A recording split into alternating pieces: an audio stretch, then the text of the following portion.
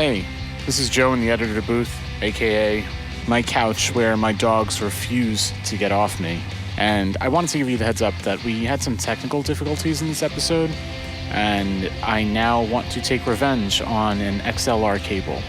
So please be advised if you hear anything a little wonky, but we did the best we could and we think it still sounds pretty great. Enjoy the show. Hey, welcome to Filler. I'm Joe. And I'm Steve. And this is Kanem X. Nice. This is going to be our first guest episode. Are you excited, Steve? I'm very excited because Kanem has had both of us on his podcasts, so now we get to turn around and have him on ours. I would just like to clarify that he had me on his podcast on his behalf. That's true. Yeah, You're on the podcast on your own accord, but we just never released that episode because we couldn't agree to release it, and you were on the podcast with LVP. To also clarify on that was Daniel's fault. You heard that, Daniel? That was your fault. Looking right at you because I know you're watching at home. I know Raw is not on tonight because we're recording on a Tuesday. Doesn't this come out on Mondays, though? So maybe you're watching SmackDown because it's on a Friday. I'm pretty sure it's going to just depend on what I edit for the footage. I'll keep that in. I don't mind keeping that in. But it's like, if it's going to be a TikTok or Instagram clip, I don't know if it'll make the cut. That's what people will mostly see. So I'll make sure it makes the cut then. Good. If you want. So typically, if you've been listening, which why haven't you been listening to all of our episodes so far? We've talked about media. We've talked about 500 Days of Summer. Mm-hmm. We've talked about Blink-182. And more than most people ever have, I'd say.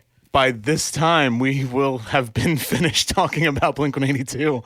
And I'm very excited to stop listening to it. Well, actually, not quite, because right after we recorded that trilogy of episodes in one day, we found out that Mark Hoppus wrote a fucking book. Oh, yeah. And we got so we're gonna do tickets to the sign or the event he's doing. I don't know if he's signing it or not, but it came with a copy of the book, and we're just like, well, I mean, we gotta, put the cherry on top of this Blink adventure and go see him do his reading. I guess we're not done. The book's with Dan Ozzie, who we mentioned in the series, so that's it all true. comes together. That'll be good. It'll be good to read about Blink instead of listening to them for once. Mm-hmm. But this is, I think, a fun, special, and different episode because we're not focusing on media today, right? I mean, we're going to be talking about media in this one, but it's not necessarily a book or a television show or anything like that. So, Kanem, to turn it over to you, what fills your cup? What fills my cup? I mean, just life in general. I feel like I try to find things that, in most things I do, that I look for the fulfillment. I think it's a thing of perspective as opposed to really focusing on different things. So, obviously, music, guitar. I'm trying to think of other things. Motorcycling, filming, videography, photography. I'm trying to think of other things. But I try to I try to keep it mostly on a perspective thing. And, I think a lot about one day is as all days or one thing is as all things, and try to really appreciate everything I do and what it gives me, even though if it feels like in a moment that it's taking something from me, it's probably giving me something more than I really think about. So, yeah. Anything else specific about what fills my cup that you're interested about? It's a hard question sometimes for me to think about because maybe not saying my cup is always full, but I feel like I'm always my mind's always racing for something. I always need to do something. So I feel like it's not what fills my cup. It's what doesn't completely drain my cup. Maybe. Okay. And I don't think that I try to not let many things drain it, at least. So, okay. Yeah, I don't know. I feel like that's an interesting flip on the glass half full, half empty concept, as opposed to what fills but what doesn't drain. I think hearing it, there's a level of pessimism that I go towards. Not that I'm saying that you're putting any pessimism on it, but rather just like I wouldn't think of it from that angle because I'd want to think of things that build me up and inspire me to do things and make things and create things and engage with the world. But I understand where you're coming from with it, as in like it sounds like you don't want to do things that take away from your base level of feeling inspired. Am I understanding correctly? I think elimination leads to a lot more things feeling more fruitful. Like if why do something that annoys you if you can figure out a way not to do that thing? Yeah. Is probably what I think of. I don't say necessarily I think of more, but it just kind of happens. And then in terms of like, what do I do to kind of gain inspiration? We've had this talk before, like when we practice and play and stuff. My approach to inspiration is sometimes it's just, a bolt of lightning. Other times it's just, what are my end goals or things that are going to satisfy me? It may be short term or long term, but what's going to satisfy me, and what can I do to kind of get that satisfaction? And so then sometimes it becomes more about just putting in the work to kind of get that satisfaction. So, yeah, I don't know. Yeah. You just talked about you two playing together. Do you want to give a quick backstory about how you guys met and started playing together and all that? So, the beautiful world in New York City. When I first got here in 2019, I mainly play guitar, but when you first get to a new place that, I came from Michigan, Detroit, Michigan. I'm from Ann Arbor, but I was coming from Detroit, Michigan, where I lived for a couple years. And when you get to a new place and you're trying to find people to play with, you try to use what you have. You try to see what you can give to get back. And one of the things I can do is, I don't consider myself a drummer, but I can drum. I played guitar. My brother learned drums at the same time I was taking lessons for the guitar. So at one point in time, I got a little bored of guitar, learned how to play drums. I kind of showed him how to play bass when we moved into an apartment growing up and out of the house that we lived in. And so I kind of know my way around the traditional rock instruments. And so I came to New York, and my big thing was, okay, if someone needs me to play drums in the band, maybe I can get one of those people to come play bass in my band or drums in my band. If someone needs me to play bass in their band, vice versa. So I went and played drums for Union Fool for a year or so. Great fun band. Devin, Shu, Raul was in the band at the time. And so I played with them. And then eventually there were just some transitions through COVID and stuff. And then Joe shows up at one of the practices to play bass. And that's how I met Joe. And I asked, with bands, you never necessarily, you don't want to necessarily step on people's feet. Devin found Joe. I didn't find him. So I asked Devin, is it okay if I ask Joe to play in my thing? Because I was going through transitions to make the Diamond Dogs, what became the Diamond Dogs. And then that's how I met Joe and Daniel and so on. Yeah, having tried not to step on toes, but getting Union Fool's later drummer, Thomas, to be in our band, the LVP. I know about that. That being hey, can we borrow him? Yeah. You just do it politely, hey, I'm just looking for this, In some instances, you try it out a little bit, and they're hey, I got the first bump. I'm full blown addicted. Come on, what can you do? Yeah. So, what was the inspiration forming the Diamond Dogs? How does it compare to the different bands and projects you've had in Michigan or just throughout your life? What was the guiding principle for this one? Guiding principle is just to have a band to play live. That's more or less it. Going from the start of my playing, like I said, my brother started playing drums when I started playing guitar.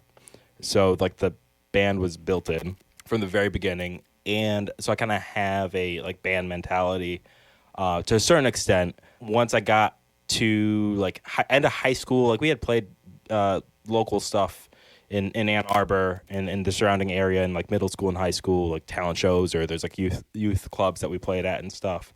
But then going into college, it just kind of got more serious in terms of education. It was always the plan for me to, once I finished school, to play music, however I can in my spare time, especially live music was the primary thing that I've always enjoyed. And with that, just kind of kept pushing to put myself out there. I've done things where I've played just a backing track before and just did maybe more software instruments with a guitar. But every step I took that kind of, maybe wouldn't attract the eyes of big wigs in music industry, right? And that's not necessarily what I was trying to do. But when people see that effort, that's kind of how people saw the effort I put into music regardless if I had people in a band or not. So then people were like, okay, yeah, I'll play with you. So that's when Hutan and Albors and then eventually Austin, we all formed the May Moons. That's after I graduated college, and I was working. They were still, some of them were still in college. Some of them ended up working towards the end of it. But yeah, it's just always a constant thing of, I want to play live. Like, who can I get to play live with? That's mostly what has driven me to form bands and keep playing. Why is playing live your go-to goal? What sticks out about that to you versus recording or songwriting? What about the live setting is for you? I think live is like for me, it's like the end goal. I think recording is something that needs to be done to have something to maybe give people like a sample of what it could be like live. I like recording, and it's not necessarily that, but that's just what I've always liked doing. Is I just like playing live. It maybe goes back to just playing guitar and my brother on drums in a basement, and it's there happening now, as opposed to, oh, this is a recording. It happened back then, and in some, a studio recorder, a studio like full session with a whole band. I've done that once, and that feels like right then you did something. And then sometimes I still like multi-track recording, but you kind of did something here, you kind of did something there, which is just a different experience than just being in the room at the time when it's happening. It's like, I like practice. I like playing live. I like practice. Those are instances where it's happening right then. So you said the thing earlier about not wanting to do things that drain your cup. Now, it seems like you've been able to take all the things that make a musician fun in your own way, because you have the songs that you write and record to have something to play live, because live is the goal. A lot of musicians, myself included, are sick of doing social media promotion. It's annoying. It can be like kind of a drain and take up half your time. But you are a videographer and a podcast host, and you've got a great social media presence and put a lot of stuff out. Is there any part of the musicianship process that you do find to be a necessary evil? So you sent me this question, which I thought was an interesting question. It goes back to what I said about perspective. So I would never put it as something that's a necessary evil, right? It's something that exists. Like with anything that exists, you can participate or not participate in it. Mm-hmm. And I think a lot of musicians take the approach, and probably me at some point in time took the approach where it's like, I don't want to participate in that because I just want to do these other things. Mm-hmm. And so at the end of the day, it breaks down to perspective. And thank you so much for complimenting my social media. It's just something I do for fun. And I think once you wrap your head around and try to find creative ideas on how to just have fun with it, as opposed to putting like, I think you have put together stuff for LVP that's just fun. You did quirky skits. Yeah, that's how I make it worth doing for me, because I'm like, I want to sit down and edit something that excites me. That was my same feeling in film school. That was what made me choose to go into a film major over journalism, because I was dreading doing my journalism homework, but loving the idea of like shooting something and then like, okay, how am I going to put it together in Final Cut, Exactly. I mean, I think that's just what it is. So finding that perspective, finding the fun in it, that's what I try to do. Necessary evil, I don't really think there are some. I think there's you do it or you don't do it. You complain or you don't complain. And I try to stay on the side of not complaining and shooting video, coming to doing podcasts and stuff. Those things kind of like, oh, that's makes it more interesting. Like, these are going to all end up as clips on social media because I enjoyed this moment and, oh, it's kind of fun. I go back to my social media to like find things that I did because I'm like, that was an interesting idea. What did I do? Like, let me look back at of maybe doing it lackluster and not finding a way to enjoy doing it. So do you avoid doing things because it'll work algorithmically, or like you're not interested in like maximizing the views by following a formula? So I think that's just something that isn't for me personally, because that is chasing numbers, and I'm very wary about chasing numbers.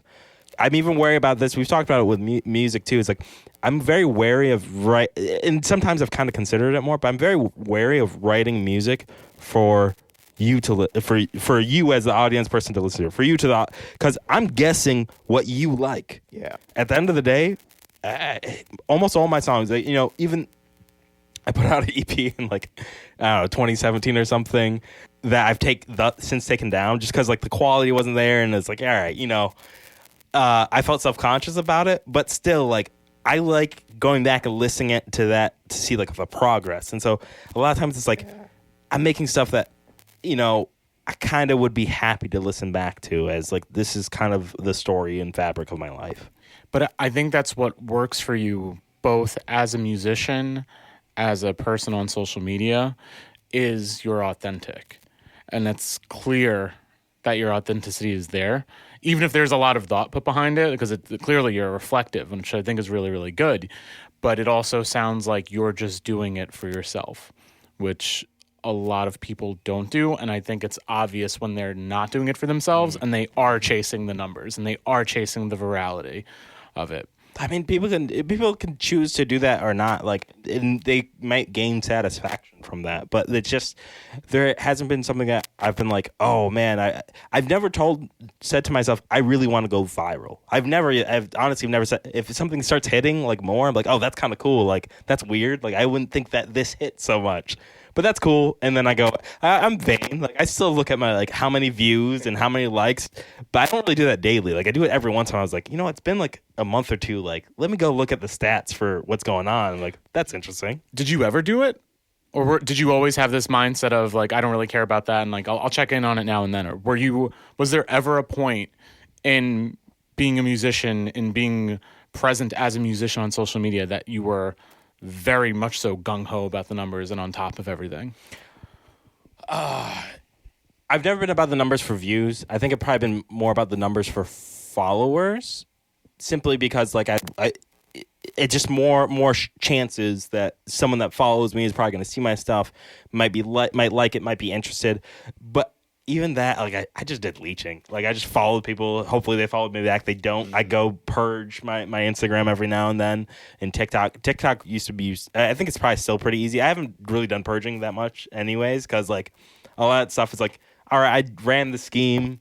The results I was ultimately looking for is like, are people showing up for live? And I don't necessarily think those numbers translate to people showing up live, or even too much translate to listeners. So luckily most of that stuff I did pretty much for free, other than the time it took me. But like, I'm happy that I did it, because it was like I took it as an experiment. Like, let me find out, if you really want to know, it just took me some time on the toilet.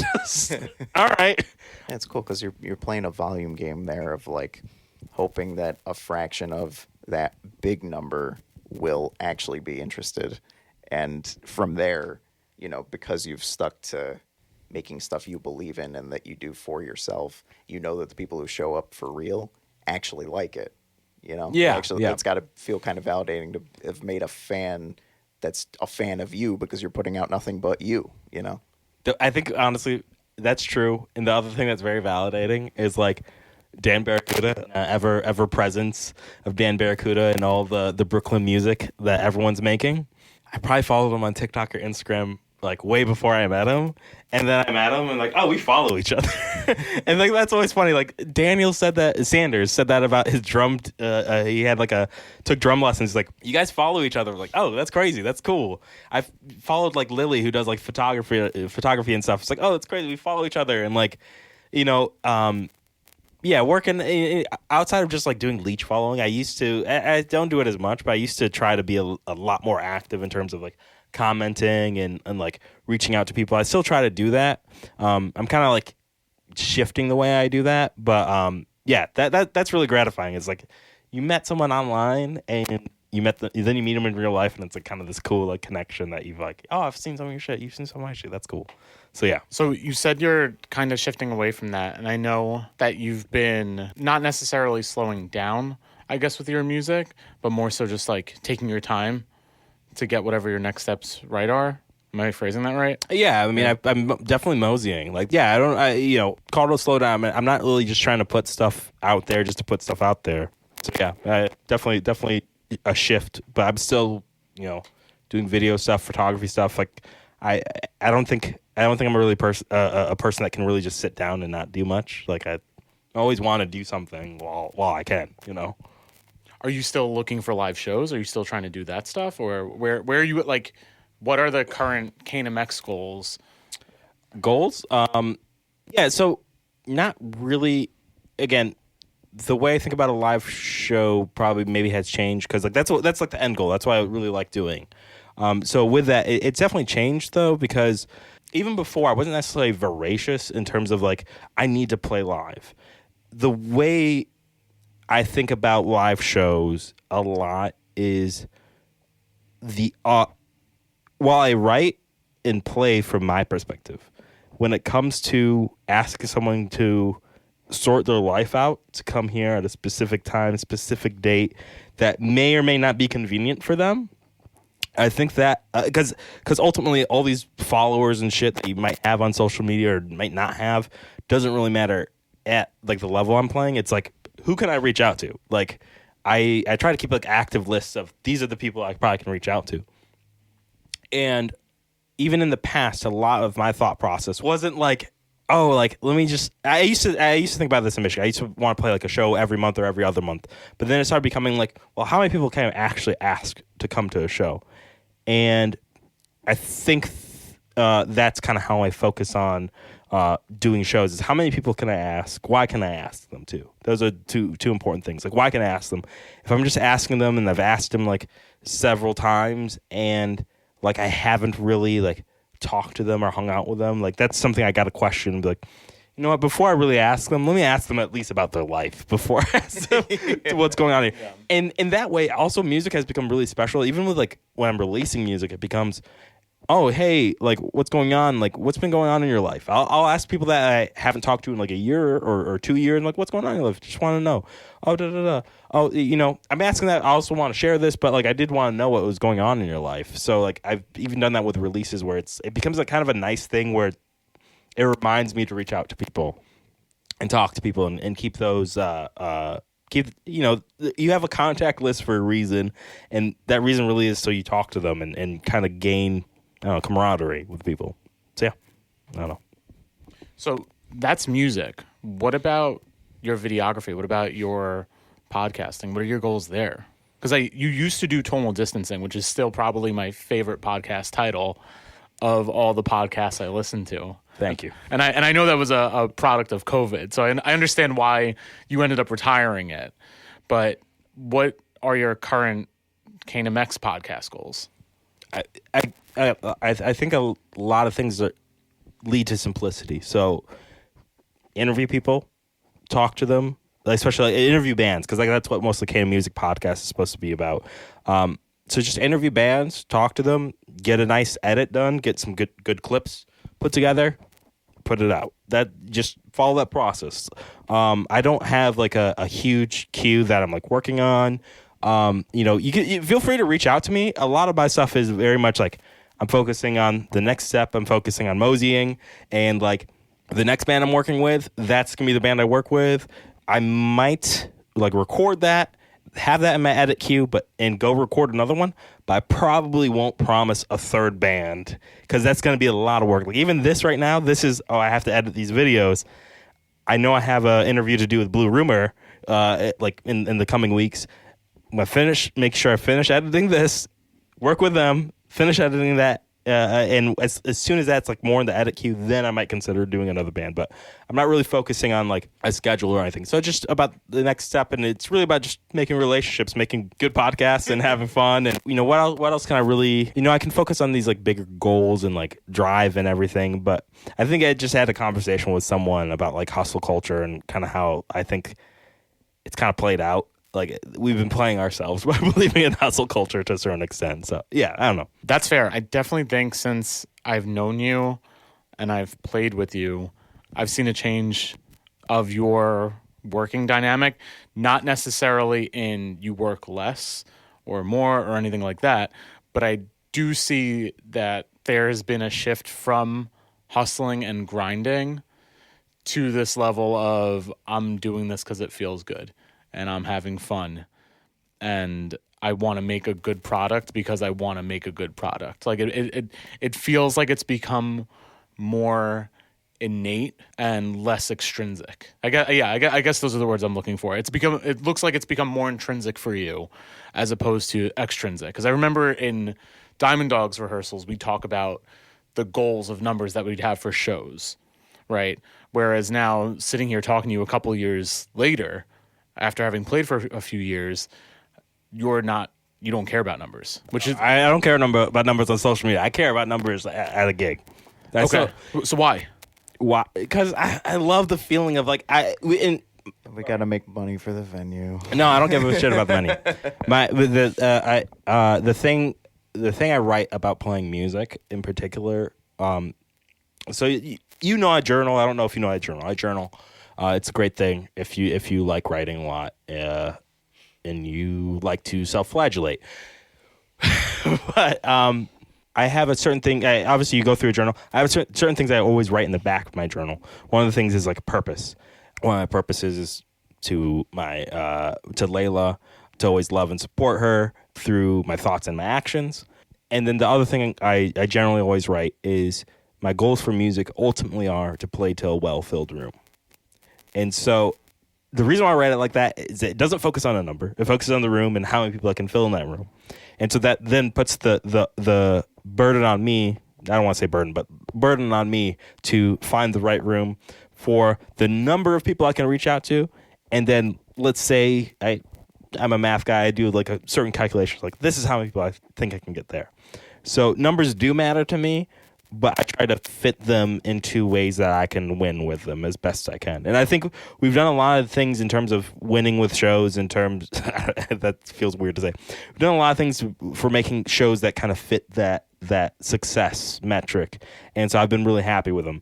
That being said, one of the most fun shows I had, and I feel bad to a certain extent, but it was with just Daniel, because like also when I commit to something, I really commit to it, especially with music. Like if I say I'm going to play a show, but someone's sick in the band, if Daniel was sick, I'd be like, all right, Joe, we're going acoustic. It's going to be an acoustic guitar and bass, or acoustic guitar and acoustic guitar if you wanted to play.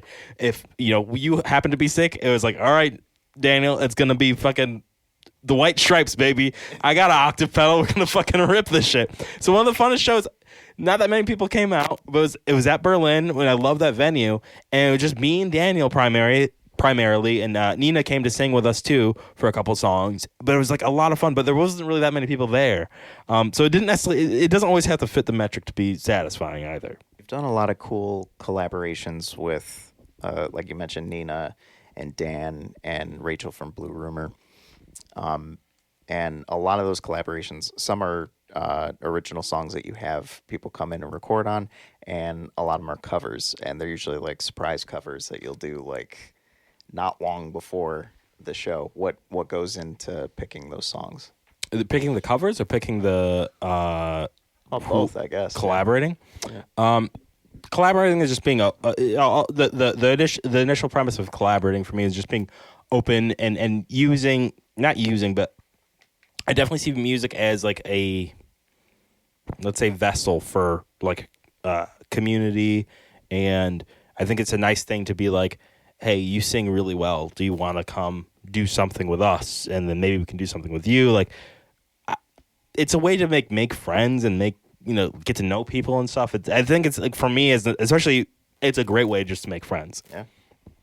So that's kind of how I kind of like have pursued collaboration, because it's just like, it's a good way to meet people. It's a good way to be like, to cross share audiences. Like that's fun. It's like, okay, now your people know me, my people know you to a certain extent, hopefully. That can be really fun. And then in terms of picking covers, I don't know. I try to the best of my ability, to give space for people to kind of decide. There's probably instances where I've probably have pushed the needle. But yeah, like, I don't know, playing Queen, Don't Stop Me Now. It was just a song I was just at home playing and stuff, and like it's always been like maybe the pinnacle of like fun, energetic Queen songs to me. So I was like, Barracuda's gonna be there.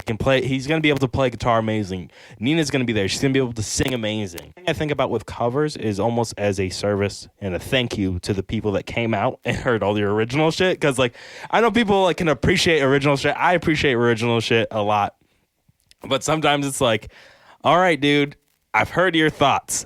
Play one thing that I actually recognize. And so I try to do that. There's been times where I haven't done that. I've picked like BB King. That wasn't necessarily to like play as like a legitimate cover. It was to, this is a great song to me. Having the guests and especially the covers, that's always been a cool shake up for your shows, because like I've seen you guys play like probably 4 or 5 times, and like I already know 3 of you can lay it down. So having that element of surprise of like, oh, is Barracuda going to come up and shred on a song? Is Nina or Rachel going to sing? It really does fill out the show even more. Is that, I mean, between that and like, you know, seeing you with the hat and the cool clothes and the style with which you play, like, are you thinking about the show? Because I know you want to fill a room. I love playing. Like, Guns N' Roses is my favorite band. That says it all. Yeah. They're you know they you know, to a certain extent they were just themselves on stage. Well, I'll say Guns N' Roses is my favorite band, but I like, you know, Stevie Ray Vaughan. I like Jimi Hendrix. Zach Wild is a guitarist. So there's this like element of like I want it to feel as big as I can. At least for me, right? And the hat is just like, I just like hats. That's ultimately what it is. And it's just an opportunity for me to wear my hat because it's going to be an indoor location that's not windy, so I don't have to worry about the shit flying up the street. Yeah, it's just about having fun. Like that's what like I really appreciate when people try to really put the effort into having fun on stage. And I think there's a certain responsibility of the audience to kind of participate in that fun.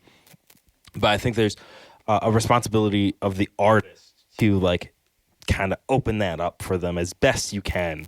Some people will still be pretty stern or whatever, but like most of the time, I think you get a reciprocal response. Like people want to have fun. People have been drinking.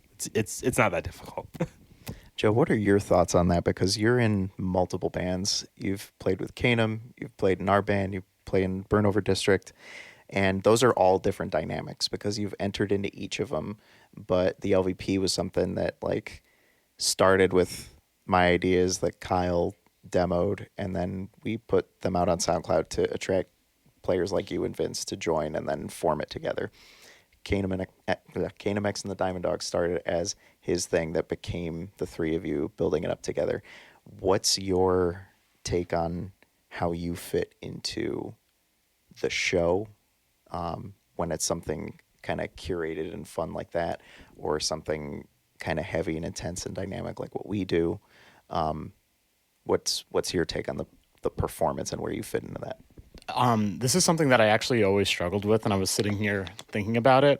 I feel like the weakest part, or rather the place where I have the room for most improvement is with my stage presence. Mm-hmm. And I think that's something that I used to rely on like a beer or 2 before the show, like to loosen up, because usually we're playing at the end of the day and like you have like whatever stresses and stuff carrying on you and weighing on you from whatever work or whatever responsibilities you had. So I'd have like a beer or 2 and I'd loosen up, and then I'd find that I was more comfortable on stage letting loose. As I've gotten older, I found less and less need for that, which is good. So now it's just to like have like kind of like a prop, like similar, like you like wearing hats. I like having the ability to drink something or do something with my hands if I'm all in tune and you're talking to the crowd or you're like gassing up someone else, you know? Time to buy a Game Boy. Right, exactly. That would be great. That'd be a great bit. I should do that instead of having a beer. But Wait, can you Can you and Vince just both pull out Nintendo Switches when I'm playing by myself That's a on great Year bit. in Review? Yeah. And you just start having like a Pokemon battle? No, go old school. Get the whole connector. Oh, that'd be good. Yo, one of the bits that Thomas and I are working on, we got to time it right and it has to be at the right show, is that when you're going in on Year in Review, our plan is to get off stage and go get a drink. And like come back on stage and be like, all right, like we're here again. I do find that from among the 3 bands that you're naming that I played with, I think I'd have a different persona in each. And I fit into a different slot. Like with Kanem X and the Diamond Dogs, I feel loose in a this is a party kind of vibe way, where it's like, or that's the goal that I'm aiming for. Because we get up there, we sing, we screw around, we do it live. Like it feels very improvisational. Yeah. In the way that we do it, like we rehearse and we're tight, but we're also very prepared in case something goes awry or something's just like off the cuff, like let's do this one. And the 3 of us go, all right. And we go for it. LVP feels rehearsed and more theatrical in the way that it's put together with the show. And I think that's something that I'm still trying to find my spot in being theatrical, just because that's not my personality to do that. And I think that's something that you excel at when you're like doing your lead man thing. That's also why I like Burnover District, because like they're just like weird post-rock grunge crap. So like Andrew's up there and he's saying whatever he's saying. He's not even singing, and like he'll just shred and he'll be like, yeah, that song was this. Here's another one. And I just get to stand there and like be the bassist. Yeah. Which is really, really nice to just be in a band where I'm just like, why do you feel like you have different personalities and different things? I think it's based on the genre of the music. Yeah.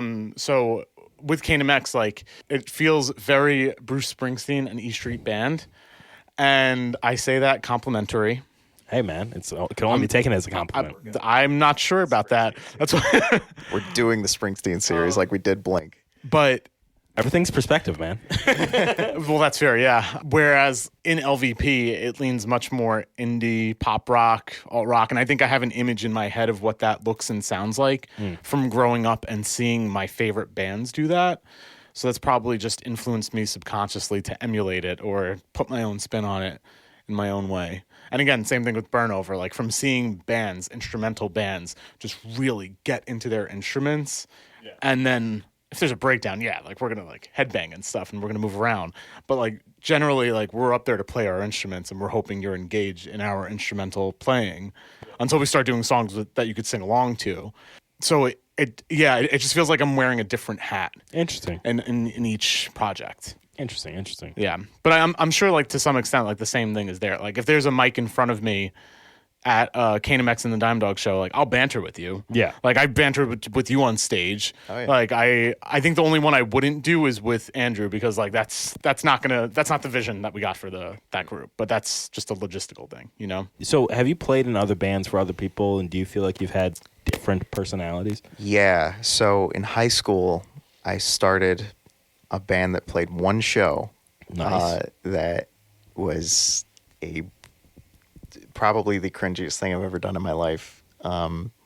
So I was never like the kid who really knew what was popular. Because I was like listening to classic rock and pop punk and stuff, so I didn't really have my finger on the pulse of what was popular among the youth? The normies, I guess. So in 10th grade, I can't believe I'm about to admit this on the internet. Okay. In 10th grade, I played our semi-formal dance with a band that I formed with 2 friends called Save Me Saturday. And we played 3 songs. One was original. The other 2 were covers that were popular at the time. They were Hey Soul Sister and Break Even by The Script. Good for you. No, it's not. Why? Because those are the worst, cringiest, most man, awful songs you that I did show. Because I thought people would like it, and it just made them make fun of me for the whole next year until the following year I started a new band with the same drummer, but we found a better singer and lead guitarist. So we were a different trio under the name Subtle Fire that I showed up at the next year's semi-formal dance to play again. And it was just like, okay, they can't make fun of us this time because we've got like better songs, or we're going to do better covers and stuff. nobody cared. Did you play The Man Who Can't Be Moved that time instead? Did you feel better? But No, did you but in personally that- feel better about that second show? Yes, because See, that's I all that knew, mattered. Well, part of it was because I knew I'd gotten better. I had taken the pressure off myself to be the singer because I had done so poorly the first time that I was like, I'm not a singer. I can't do that. And I found someone that was good and was willing to just like give that up to them because I recognized the talent where I saw it. Even though we did better the next time, people still like, they're just gonna bust your balls about it, and I was just like, well then fine, I'll just do this because I like it. I don't have to care what they think. And from there, it's been a mix of starting something with a roommate from college that then turned into a full band. And then when I moved to LA, I was in my friend Aaron's band, just filling in on like keys and mostly tambourine, really, where he surrounded himself with a lot of great musicians, and then I was just there to kind of like fill some space. I was kind of like the Ambrose of King Giz, like in that band called Lottery Season, and the band in college was called Harryhausen, which was with my friend Sean, I bring up all the time, and Zach from Strange Neighbors, and Kyle. Yeah. So we and then there was another guy named Justin, and that was wild because it started out where I was the front man of that and like main lyricist, but we had 5 completely different visions and tried to make it all work together. And I think 5 was too many people to try to do that with, you know. But eventually everybody else like broke off into forming their own things or being part of something that they felt like a better fit into. I think Zach being the biggest example of that. And yeah, eventually I started the LVP because I was like, this feels like I finally know enough of what I'm doing to actually lead something. And and the big lesson that I took from Aaron that I said on the episode of Kanem X Music Podcast or Kanem Music Podcast was, surround yourself with people that are better than you and learn from them. You know, like to push you to get better. Yeah. So that helped make the LVP into something more than just what I think is right because what I say goes. It's like, no, trust the instincts of Joe and Thomas and Vince to bring out something that's better than I would have thought of. Yeah, yeah. Very cool. Interesting. So you felt like do you feel like you've had this personality that's been like, I think maybe that first Soul Sister event was like, I am the shining star, and then it's been. I was too nervous to feel like that. But it's been this constant growth to like you feeling confident in what you can do, but also trusting what others can do. And kind of sharing. Yeah, definitely. Because I think going into making the LVP, I kind of wanted it to be a Springsteen thing, but it's turned more into like a Radiohead thing. I think instead, where it's like. Not to say I'm Tom York, like I'm no genius like that, but like I think I filled Don't nag yourself. You know, that was something you did on our podcast episode that I really appreciated. Like every time I would like say something down or like just be like, oh, I don't know what chord this is. You'd just be like, hey, you just play it your way, man. Yeah, like, what's the big deal? That's positivity that I really appreciate. But no, I think I filled the like Tom York kind of role in Radiohead where it's like that's the clear lead, but Johnny Greenwood is also a very strong creative force, and that's Joe, or sometimes it's Vince. Come on, be a narcissist. You're the Steve of LVP. Tom is the you of Radiohead. Well, that really is the goal, isn't it? To be like, no, I'm not the Tom of this band that likes Radiohead. I'm the Steve of the LVP. Like, where How did about you someday like every other day? Sometimes you're the Tom, sometimes you're just the Steve. Yeah. Where do you feel that that you've had that transition from like I want to be the blank of this project and just knowing who Kanem X is? Where did that moment happen? Where do I know it? I was always Kanem X. Says so on my birth certificate. Where did I go to really? I don't think I made the only analogy I've ever made was probably to Slash because I had long curly hair and I loved Guns N' Roses and I could and with my long curly hair and a hat, I could, or without a hat, I felt the Slash within me, especially with a Les Paul. So that being said, I will say the musicians I've identified myself with, probably Slash, James Hetfield from Metallica, because I was like, Fade to Black was one of the first songs I learned to sing and play, and perform that. And then B.B. King, because I like his guitar playing, but his voice is just this phenomenal character to it. But I feel like I've always kind of felt like, since at least like just pre Kanem X and the May Moons, I've always felt like myself on guitar, but it's someone that's growing along the way. So probably like easily middle school and high school, that's pure Slash, because I didn't really sing and play that much. I sang and played some Metallica, but not the other stuff. When I was in bands in high school, and my brother would be mainly playing bass and singing. Our great friend Miles Pardo would play drums, and then I just try to focus on playing guitar, and then our friend Tyler Kasperzak would play the other guitar. I might sing like one or two songs, but that was mainly my brother. And then once I got to singing and playing on my own, Gary Clark Jr. would probably be another influence when I really started like playing and singing as Kanem X. But ultimately, I feel like it's been a long time since I've really identified myself as like another character in something else.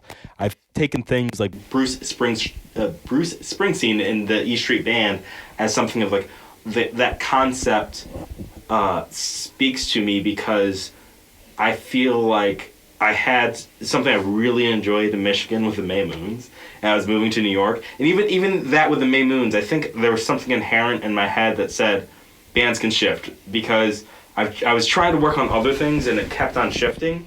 And so it's like, well, whatever the fuck happens with this, I'm hoping for the best, but people are going to know my name from this at the very least.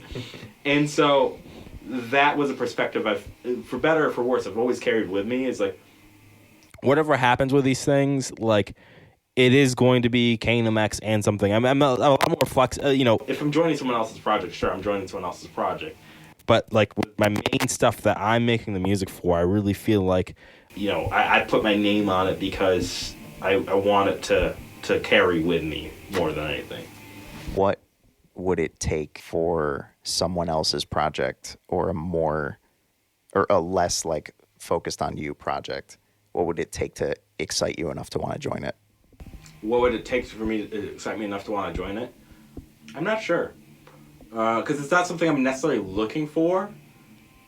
For me, one fun gig I had a lot of fun with was playing with Slow Finn with Brendan Jones, and that was just a feature on there on what he was doing, and Joe and Daniel were doing.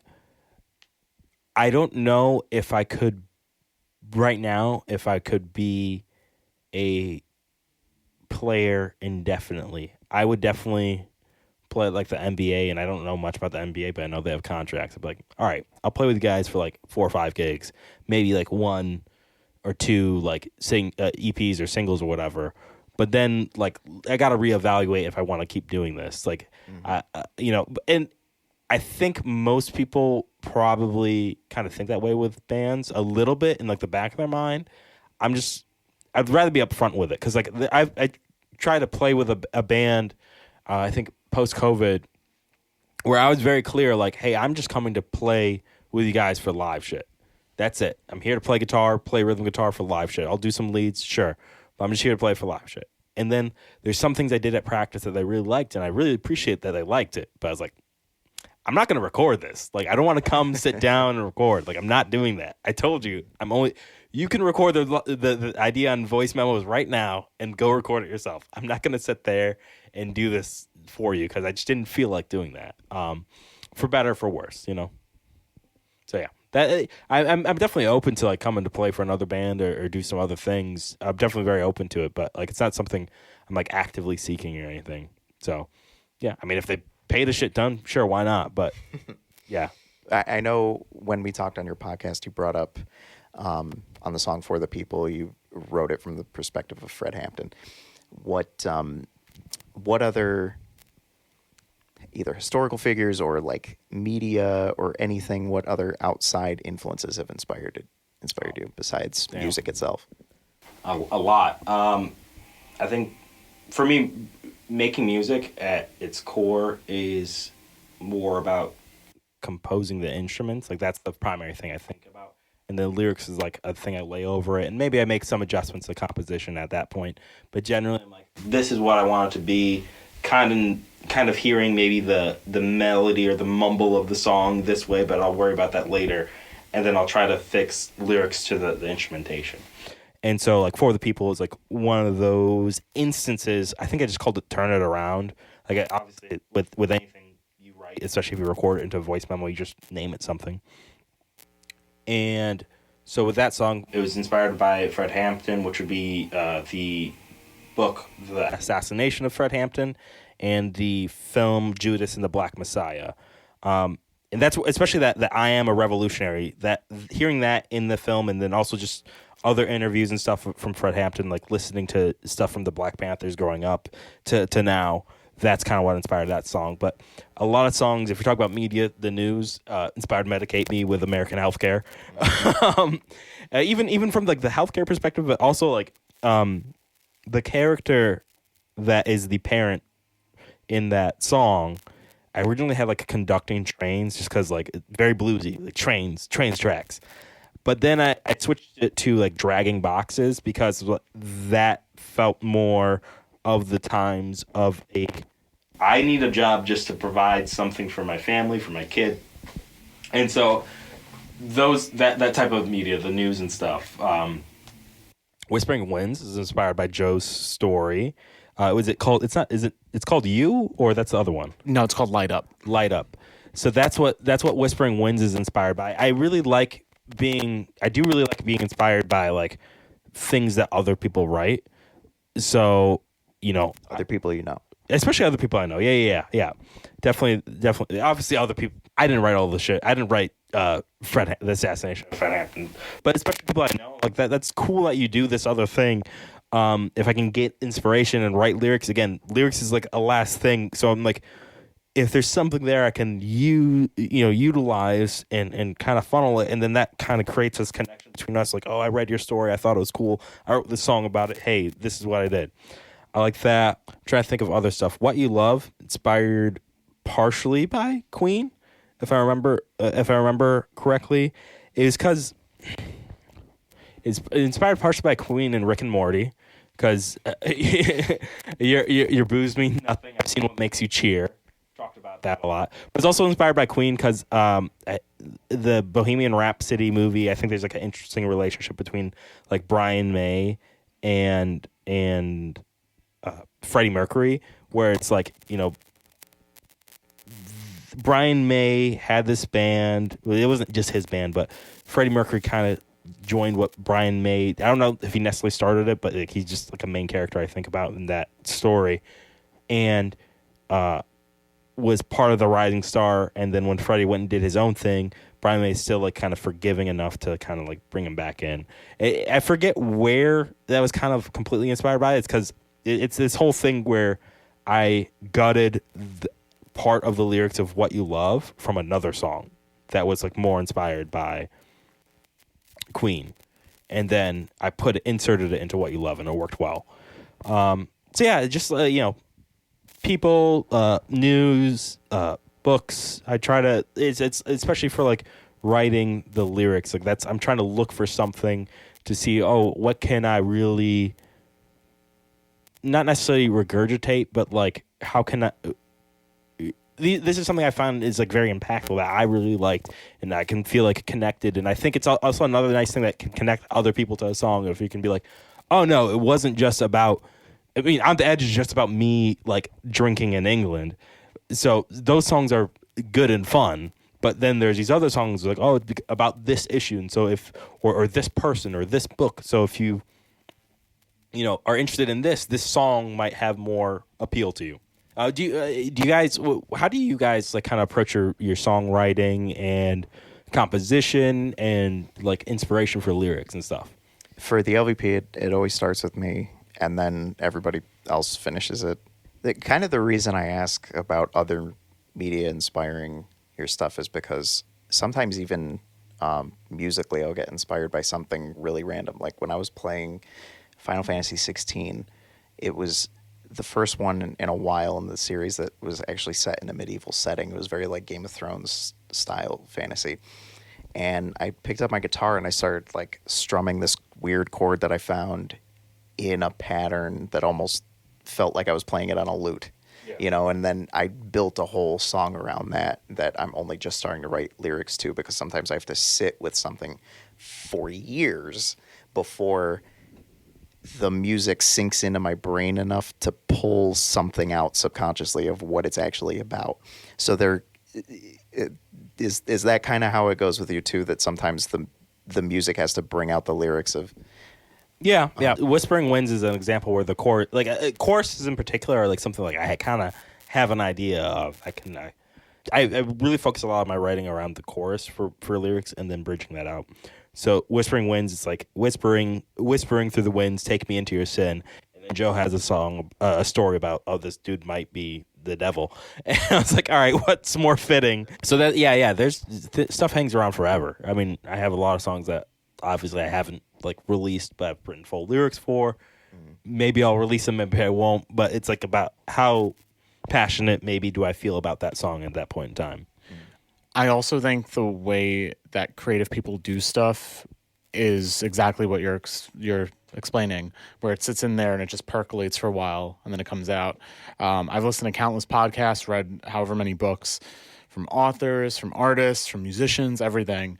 And a lot of that creative process occurs when you're doing the dishes, when you're in the shower, when you're walking the dog, those kinds of things where you're not necessarily sitting down, pen in hand, guitar in your lap kind of thing, but you're doing the process in the back so that when you do pick up the guitar with your regular practice, when you do pick up the pen to journal, it kind of just comes right out, almost ready-made. The best part is when I have something like that song that I just brought up. I know that I'm going to get to a certain point of completion with it, that I feel ready to show it to you and the rest of the band, with the expectation of like, I don't have all the answers to this, and I feel like there's something, either it's like a new bridge or just like a I don't know, thrown in chord or something, or just some kind of breakup or go to a halftime thing, whatever, that I hadn't thought of that will have made it better. Because we've already done that on a few songs. And do you have that too? Do you ever have something where like, I thought I had the full vision and then I showed it to Dan and Joe and they were like, they brought out a new life to it because they're a fresh set of ears? I'm trying to think of a song that's like that, because I feel like, again, my process is a lot more.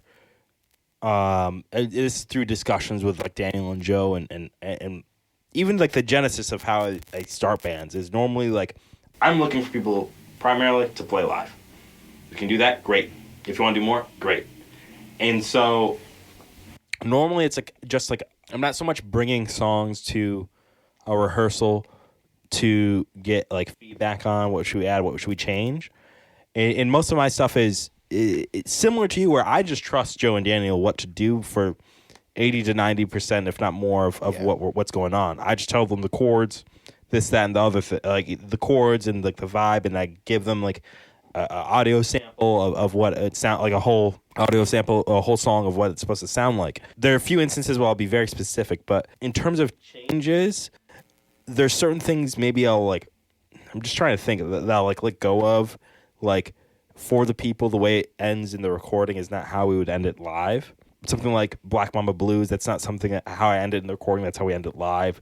So I kind of, maybe it ends up being endings. I think even stuff like, if I focus on like transitions or stuff between songs in a live setting, that might be where we kind of have more ebb and flow. Is there anything that like we've worked on writing wise that we've eventually played live or eventually recorded different than maybe what I brought? I can't remember specific instances, but I know that Daniel and I really care about dynamics. And that's not to say that you don't, but it, just in a way of that, I know that when he and I play together, we're sitting there and we're like, how can he and I lock in, let you shine? How can we pull back? When should we all stop? But things like that. Yeah. And I'm sure there have been like several examples of that where it's happened. And I'm sure there's been times where we were like, yeah, it doesn't work on that one, or it's too similar to one that we did in a different song. But I think generally speaking, that's where Dan and I jump in to say, oh, we should be doing this here. Like this is time to go halftime, or which is Daniel's favorite move to make. All drummers, right? For real. Yeah, I really think that's about it. And I think that's just something where when we did end up recording it, we probably followed the live one, unless it was just like, no, that feels like a live thing. The recording feels like it should be. It should end hard on the root note, right? Rather than do the little play out and the flam on the drums. Yeah. Things like that. But that's just the difference between the settings for the song. You've also been making music on your own that has been slowly been put out and not played live at all in any setting. How are you making those decisions all by yourself? Slowly. Very, very slowly. Similar to Kanem X Moseys, which I'm going to steal that word now. I love the word mosey. Yeah, it's a good word. It's fitting. I thought about that word. I've been on the search for that word for a while. It fits perfectly because trying to figure out what's anti-hustle, mosey. Yeah, you're not dawdling. You're still moving in the direction you want to go in, but like at your own pace. Yeah. Which I think that's exactly what I'm doing. I put one song out in 2023 that I sat on for like 3 years, and it was pretty ready-made to go when I recorded it. I have another song that I finished writing last year, but I'm still sitting on it. And I'm like this close to texting Thomas to be like, hey, can you help me figure out a drum part to unlock the rest of the song? Yeah. And I think once that gets unlocked, that song's going to be done in like a month. But I know that we have a lot of other things going on that's not really a priority for me right now. Yeah, I think I've noticed that I have like the endless list of voice memos of riffs kind of thing, which I think like every person with a guitar has. And some just like stick in your head. And I went away for this one song. Last year I was on spring break, and like I just got hit with like poetry that flowed out. And then I went home, picked up the guitar, and it fit to the riff. Yeah. And that's how that song it wrote itself. If that makes sense. Yeah, no, that makes sense. Yeah, I should probably write more, but I don't know. Yeah, right now, those on camera and at home, you can't hear. Steve is scrolling through all his voice memos. I'm trying to see if I named any of them something funny. Like, there's this one.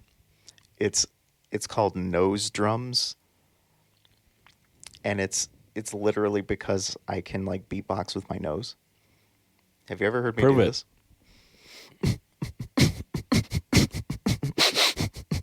That sounds like it's also coming from your throat, though. Not gonna lie. All right. Well, that's the kick. Yeah, that's the bass I was drum. expecting more. Just nose specific. You have to admit, he said nose only. Like I was for this nose. Because it was. Should have said sinus drums. That's sinus drums. Yeah. Because I don't know why I figured out I could do that. Because I would be like writing drum parts in my head by just like.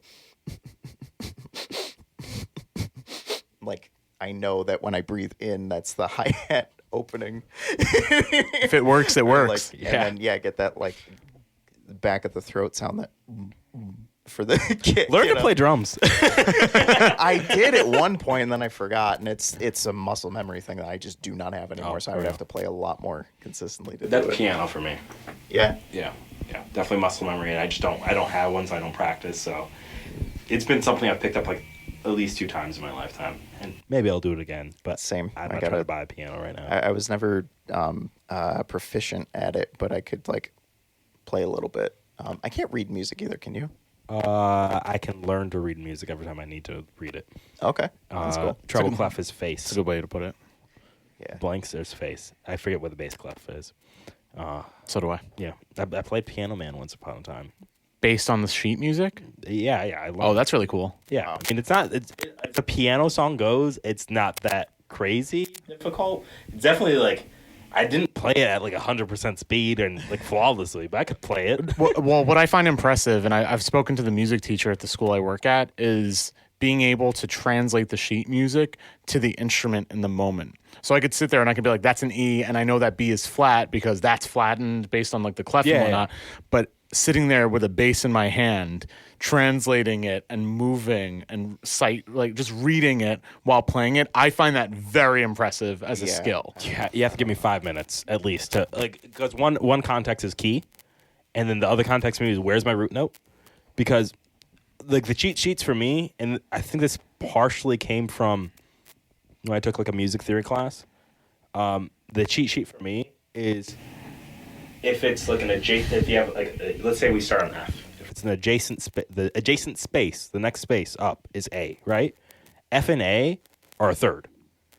A to C is another third. F to A is a major third. A to C is a minor third. But if you play F, A, C all together, that's your like major F major chord. And so if I know the key is F major, right, and all the sharps and flats are correct on the fucking staff notation, I know I'm in F. So now I can just try to adjust from where the root note is, and then I can kind of think that way. But I've never read sheet music for guitar. But like I know how it the treble and bass clef work, except I don't know where the spaces are in the bass clef. You give me 5 minutes and I'll get an idea of what's happening in this song. Especially if it's like jazz. Cool. I used to read jazz charts. Not really read jazz charts, but like they give you the chords, so it's like at least I know what chord I have to play. And from there I can do like a little noodling. So yeah. Nice. Yeah, very cool. Well, thank you for coming on. You're welcome. Yeah, I appreciate this. Thank you. I mean, you're been... welcome. Welcome. Thank you. Thanks, welcome, sir. Thanks, dude. Thanks, dude. I think I found this especially insightful because we sit there as he drinks his beer. Insight is through alcoholism. We talked about that earlier. We talk a lot about this stuff just in passing at rehearsals and whatnot.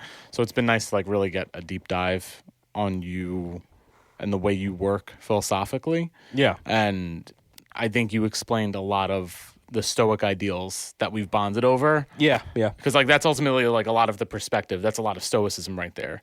Yeah. A good amount of Stoicism, a good amount of Malcolm X, a good amount of just trying to. Then in the Art of Motorcycle Maintenance is another book I really like. Ooh, nice. Okay. Speaking of which, what do you want to plug? I am Kanem X. You can check me out at Kanem Music. Joe mentioned like an old podcast. It's not technically dead. It could come back to life. Tonal Distancing. You don't have to follow that. You could just follow me. The only reason I say that is ultimately because I did essentially why I started Kanem Music Podcast is just to consolidate everything under Kanem Music. This whole thing of like social media and branding and having like a different page for each aspect of your life. I don't have time for that. So you'll see like. Kanem Music will see like photography that I'm doing of other bands and just street photography in general. You'll see the Kanem Music podcast. You'll see probably some of my music stuff as I'm working on it. So at Kanem Music, kanemmusic.com, Kanem Music podcast. Since we talked about tonal distancing, you could follow at tonal distancing if you really want, but really it's Bloom Tunes and Zach Hayes that were the other hosts that are great people. Bloom is in Texas, Zach is in Michigan, and then obviously go follow A Cup of Joe and Only Dan's page. That's Joe and Daniel from the Diamond Dogs and LVP, and go check out and follow all the other bands. Take some time to enjoy some other people's music that maybe off your beaten path, maybe it's on your main path, and that's awesome. But if it's not, check some stuff out. But yeah, that's more or less the plugs I have. Awesome. We'll put all those links in the description so people can get to them. Steve, do you have any final thoughts? I feel like you do. I do. Yeah? I have the opposite of a plug. Oh, yeah. Okay. Yeah. I have a grievance. What's the grievance? Oh, God. Kanem, are you familiar with Spindrift sparkling water? Nope. You're about to be. Oh, yeah. Don't sell out. So, well, that's the thing. Don't sell out. I would love to sell out, but they still have not sponsored us, even though we keep bringing it up.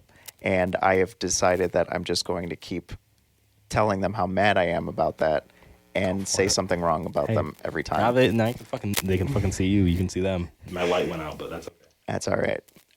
It's good dramatic lighting because Spindrift sparkling water, both the alcoholic and non-alcoholic version, those have always been the products.